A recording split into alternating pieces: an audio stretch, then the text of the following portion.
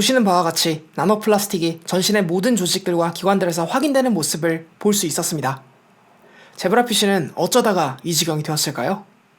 이 영상은 우리나라 과학기술의 발전과 혁신을 선도하는 과학기술연합대학원대학교의 제작 지원을 통해 제작되었습니다. 지금 당장이라도 주위를 둘러보면 바로 찾을 수 있는 소재가 있습니다. 이 소재의 모태가 된 물질은 19세기 최초로 지구상에 등장하여 20세기를 거치면서 불과 150년 남짓하는 시간 동안 우리의 지구를 뒤덮었습니다. 가벼우면서도 견고하고 단단하며 탄성도 좋고 심지어는 아주 손쉽게 원하는 모양으로 만들어낼 수 있는 소재, 플라스틱입니다. 플라스틱이라는 이름은 간단하게 가공할 수 있다는 의미의 그리스어인 플라스티코스로부터 유래되었습니다. 기본적으로 플라스틱은 탄소를 베이스로 한 유기물들이 아주 기나긴 사슬을 형성하면서 만들어집니다. 사슬이 워낙 길다 보니 상온에서 쉽게 고체 상태로 존재할 수 있죠. 몇몇 플라스틱은 열을 가하면 흐물흐물해지기도 하지만 이러한 문제를 보완한 플라스틱들도 존재하죠. 워낙 견고하게 서로가 서로를 붙들고 있어서 이 녀석들은 쉽게 썩지도 않고 분해도 잘 이루어지지 않습니다. 우연에 의해 발견되었다지만 어쨌든 나름의 의도에 의해 탄생된, 즉 아주 튼튼하고도 가벼워서 일상의 도구들을 만드는데 유용하게 쓸 수 있었던 이 플라스틱 소재는 곧 그 당시에는 상상하지도 못했던 문제를 야기했습니다. 분해가 잘 안 된다는 것, 다시 말해 쉽게 자연에 동화될 수 없다는 것은 축적을 만든다는 것이 바로 그 문제입니다. 여러분은 대한민국 면적의 약 15배나 되는 쓰레기섬이 존재한다는 사실을 알고 계셨나요? 환경에 관심이 있는 분들이라면 한 번쯤은 들어보았을 이 섬의 공식 명칭은 GPGP. 약어를 풀자면 Great Pacific Garbage Patch로서 직역하면 태평양 거대 쓰레기 지대를 의미합니다.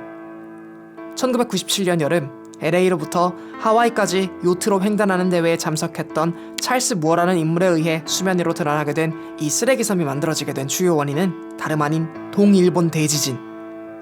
당시 해양으로 엄청나게 쏟아져 나갔던 수많은 쓰레기들 중 가볍고 밀도가 낮아 무리를 부여할 수 있는 특성을 지닌 플라스틱과 같은 물질들이 해류가 모이는 곳에 계속해서 적재되면서 이 GPGP를 만들었다고 보고 있습니다.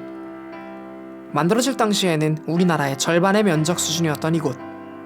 오늘날에는 자그마치 30배나 커졌습니다. 이곳에 적재된 것으로 추정되는 플라스틱 쓰레기의 개수는 약 1조 8천억 개. 순수하게 이들의 무게를 다 합한 것으로 추정되는 무게는 약 8만 톤. 이 무게는 초대형 여객기 500대와 맞먹는 수준입니다. 당장 눈에 보이는 어마무시한 플라스틱 쓰레기들을 보며 경악을 금치 못할 것 같은데요.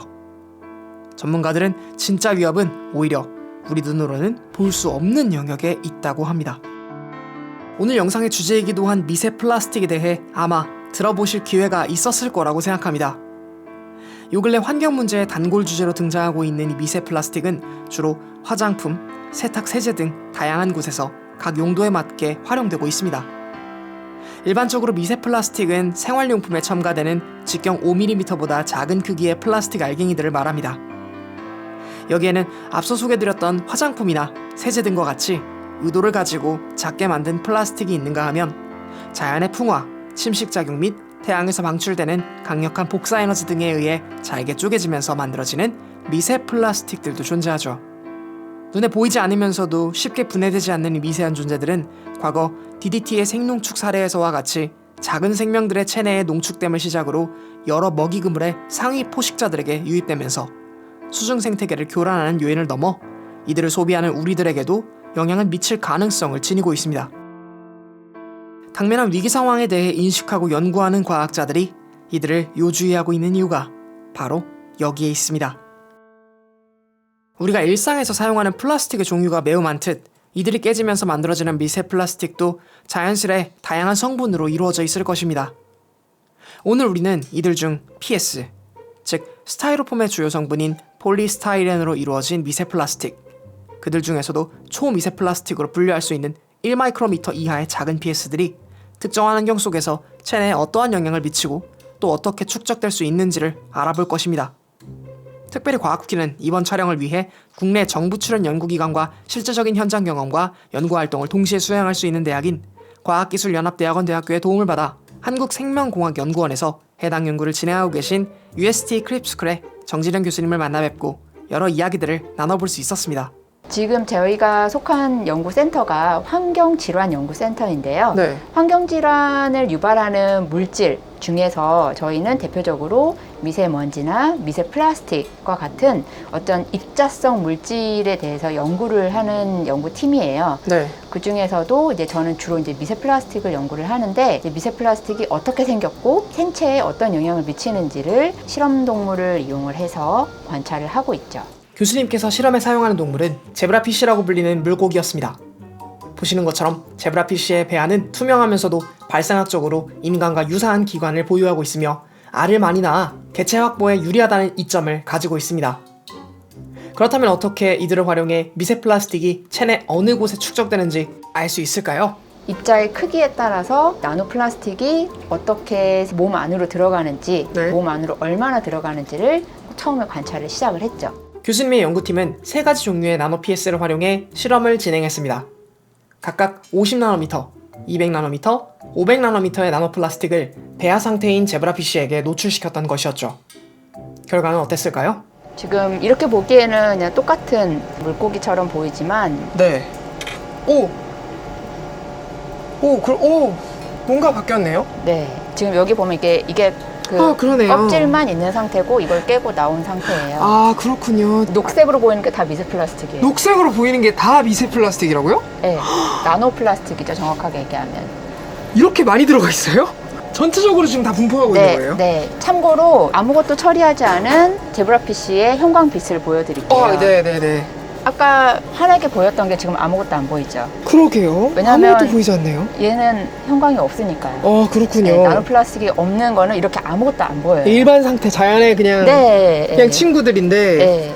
보시는 바와 같이 나노 플라스틱이 전신의 모든 조직들과 기관들에서 확인되는 모습을 볼 수 있었습니다.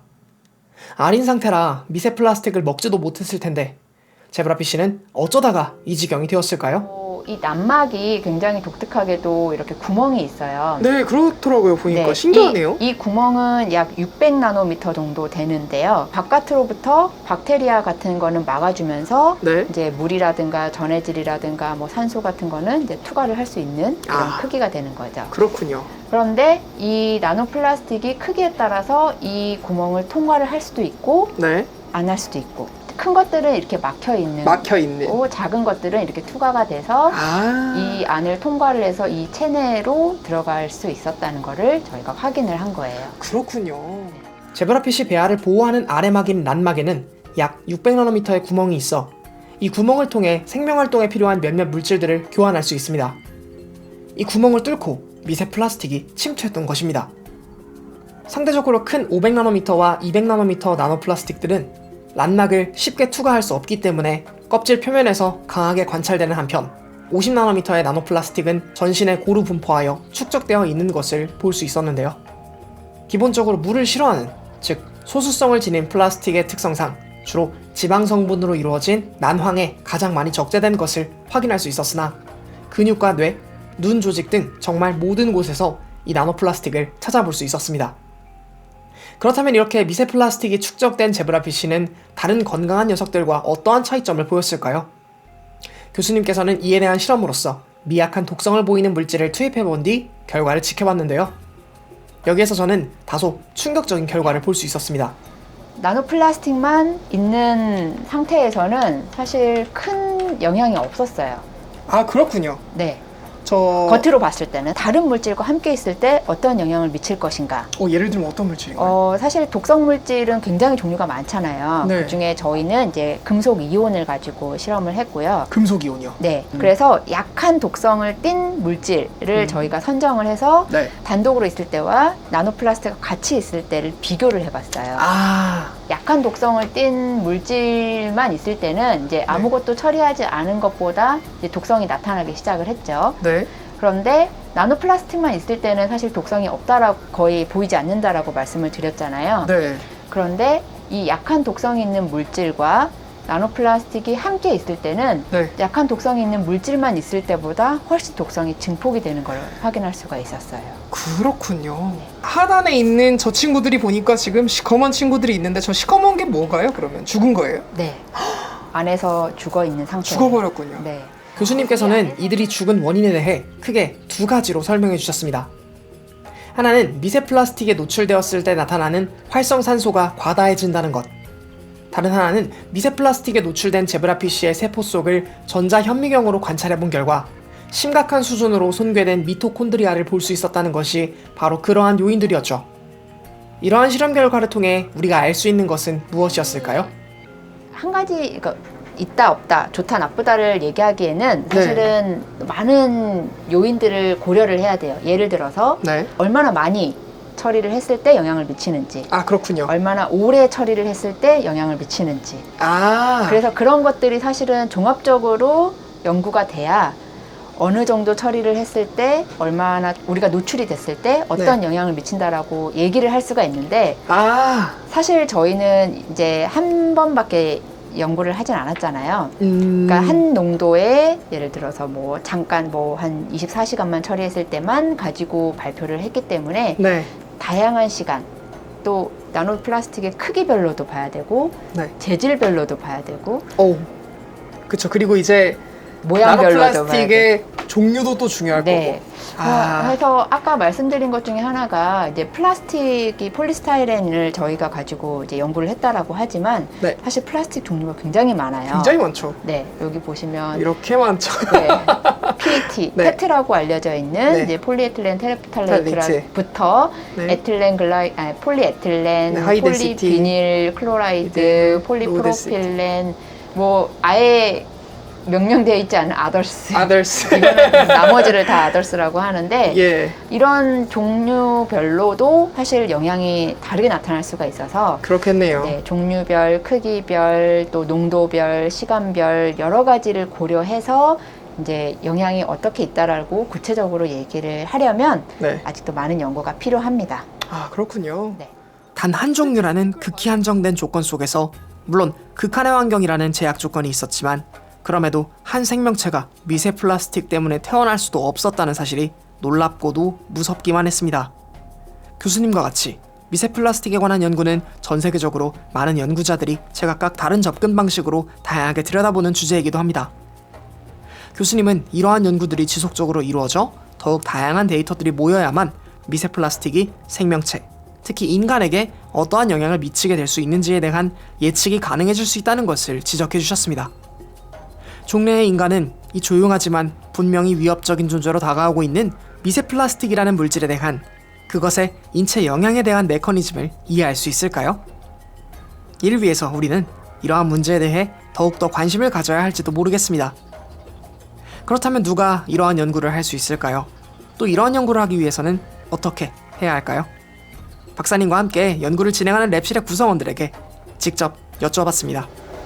이 연구 어떻게 하시게 됐어요? 한국생명공학연구원에서 인턴 생활을 하면서 이제 실무를 익히다가 이 연구가 좀 재밌어지고 원래 이제 환경 쪽에 관심이 많았는데 이제 아무래도 지금 미세 플라스틱에 관한 이슈가 커지고 있다 보니까 자연스럽게 이 미세 플라스틱에 대해 관심을 갖게 되고 이제 제브라피쉬 모델을 이용해서 미세 플라스틱 연구를 하게 됐습니다. 자연스럽게 학위를 이제 밟는 과정을 거치게 됐습니다. 그렇군요. 우선 이런 위험성이나 독성 같은 경우는 주로 이제 바이오 실험 위주의 어떤 얼마나 이제 물고기나 동물들에 해가 되는지 이런 쪽으로 연구가 많이 이루어졌는데 저는 조금 더 이제 근본적인 입자는 혹은 미세 플라스틱은 그 안에서 어떻게 움직이고 상호작용을 하기에 그렇게 위험할 수 있는지에 대해서 관심을 가지고 있었습니다. 실제로 아시다시피 지금 굉장히 다양한 종류의 플라스틱이 많이 사용이 되고 있습니다. 그래서 그 플라스틱들도 작은 크기로 지금 조각화되고 있고 실제 미세 플라스틱 문제를 야기하고 있는데 저는 이제 그럼 미세 플라스틱들이 실제 생체에 노출됐을 때 어디에 분포할 수 있는지를 알 수 있게끔 미세 플라스틱들에다가 이제 형광을 형광을 표시시켜주는 작업들을 통해서 미세 플라스틱 들어갔을 때 배출까지 어떤 과정을 거치는지 아니면 특정 기관에 머무르게 되는지 이런 연구에 도움이 될 수 있는 거를 이제 지원을 하고 있습니다. 그렇군요. 예를 들어서 생태학자가 철새 이동이나 네, 또 그런 맞습니다. 거를 관찰하기 위해서 철새 발에다가 그 GPS를 다는 것처럼 네, 비슷합니다. 아주 작은 나노 네. 사이즈의 그 플라스틱에다가 추적할 수 있는 형광 GPS를 다는 네. 물론 GPS는 아니지만요. 그렇죠. 아주 비슷한 표현이라고 보시면 될 것 같습니다. 아 그렇군요. 네, 바이오적인 부분과 이런 소재공학적인 부분이 잘 융합이 돼서 좋은 연구 결과를 이끌어낸다면 좀 더 이제 근본적인 문제점이 무엇이고 어떻게 해서 이제 위험이 발생할 수 있고 더 나아가서는 이거를 토대로 해서 좀 더 이제 어떻게 하면 우리가 이 위험성을 또 줄이는 방향으로 나아갈 수 있는지까지 제시해 줄 수 있을 거라고 생각을 해서 이 연구에 참여할 수 있었습니다. 마지막으로 본 프로젝트를 참여할 수 있도록 만들어주신 교수님께 직접 UST에 관한 소개를 부탁드렸습니다. 저 UST 졸업생이에요. 아 정말요? 네. 박사 UST 졸업생이시구나. 네. 졸업생으로서 생각하시는 UST의 장점. 연구를 직접 많이 경험을 할 수 있다는 거. 연구 많이 경험할 수 있다는 네, 것. 네. 그리고 저희가 아무래도 출연년에 있다 보니까 네. 다른 연구원에 계시는 분들하고도 활발하게 교류를 할 수가 있어요. 아 그렇군요. 네, 저는 그래서 표준연구원, 기초과학지원연구원, 뭐 기계연구원 여러 연구원에서 수업도 들었고 오. 또 같이 연구도 하고 그렇게 했었어요. 아 수업을 연구원에서 들을 수 있어요? 네, 여기 다 저도 수업을 하고요. 네. 네, 아 교수님께서 수업하시고 여기서 네, 모든 연구원 안에 수업할 수 있는 교실이 다 있고 그걸 하고 있는 데가 UST군요. 어떻게 보면. 네, 강의실도 있고 여기 학사를 이제 담당하는 학사 운영팀도 따로 있어요. 저도 UST 올 걸 그랬네요. 지금도 늦지 않으셨어요. 네. 그러니까 학생들이 좀 더 잘 많이 알고 그러면 선택을 할 때 도움이 많이 될 것 같아서 이렇게 참여하게 된 거예요. 사실 UST가 굉장히 또 현실적인 것도 많이 도움이 많이 되거든요. 네. 예를 들어서 학사 장학금이라든가 네. 이런 것들도 굉장히 지원이 많이 되기 때문에 네. 연구에 딱 집중하기 좋은 환경 그리고 지원 제도를 가지고 있어서 네. 관심 있는 학생들 꼭 많이 지원했으면 좋겠어요. 감사합니다. 네. 영상 유익하셨나요? 이 영상은 우리나라 과학기술의 발전과 혁신을 선도하는 과학기술연합대학원 대학교의 제작 지원을 통해 제작되었습니다.